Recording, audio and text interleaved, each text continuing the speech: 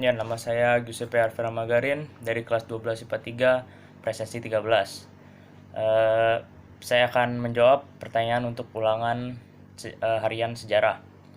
Yang pertama, upaya apa saja yang dapat dilakukan agar kejadian seperti pemberontakan PRRI dan Permesta itu tidak terjadi di masa sekarang. Jadi, salah satu upayanya itu dapat dilihat dari faktor penyebab kenapa terjadi pemberontakan PRRI dan Permesta itu. Jadi salah satu penyebab dari pemberontakan PRRI dan Permesta itu karena rasa ketidakadilan yang dirasakan oleh pemerintah daerah terhadap pemerintah pusat, karena daerah mereka tidak mengalami pembangunan yang merata seperti pemerintah pusat, sehingga mereka memprotes yang sistem otonomi yang dimanfaatkan oleh pemerintah pusat pada saat itu, yaitu terlalu memfokuskan pada pemerintahan sentralisasi. Tentunya negara tidak dapat berjalan dengan satu sistem otonomi saja seperti sentralisasi maupun desentralisasi saja. Tentunya semuanya harus memanfaatkan dari kedua sistem otonomi tersebut, sehingga solusinya agar tragedi itu tidak terulang lagi, solusinya adalah dengan lebih memanfaatkan sistem desentralisasi yang tidak dimanfaatkan maksimal pada masa lalu. Bagaimana caranya? Dengan cara memberikan hak otonomi kepada pemerintahan daerah. Tentunya seperti yang saya sebut tadi, hal ini tidak bisa dilaksanakan dengan satu sistem otonomi saja, sehingga harus memanfaatkan kedua-duanya.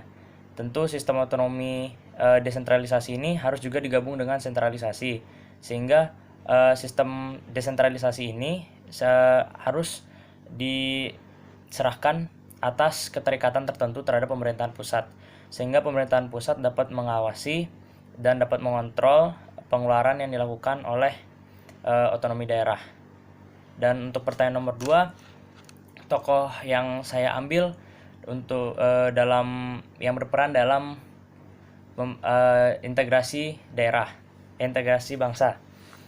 Jadi tokoh yang saya ambil itu Muhammad Hatta, karena beliau itu sudah banyak berperan bagi kemerdekaan dan perjuangan bangsa Indonesia, dan menurut saya beliau itu salah satu alasan kenapa negeri ini pun ada dalam awalnya, karena beliau dan bersama dengan Insinyur Soekarno membangun negara ini dengan cara memproklamasikan bangsa Indonesia, sehingga bangsa ini pun menjadi sebuah kesatuan yang awalnya terdiri dari daerah-daerah yang tidak ada nama, yang tidak belum bersatu, sehingga sekarang menjadi kesatuan Republik Indonesia. Dan Muhammad Hatta juga merevisi Sila Piagam Jakarta yang pertama, yang waktu itu terlalu mengislamkan negara Indonesia, sehingga beliau membuat keadilan terhadap warga-warga negara yang tidak beragama Islam. Dan untuk pertanyaan nomor 3, refleksi yang saya temukan dari pembelajaran ini adalah bahwa integrasi itu muncul karena hati seorang individu itu sendiri dan dapat menyebar dalam sebuah kelompok.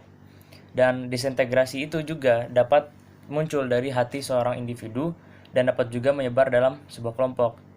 Jadi kesimpulannya, kedua-dua hal ini, disintegrasi dan integrasi ini, saling hidup berdampingan dan dapat terjadi kapanpun.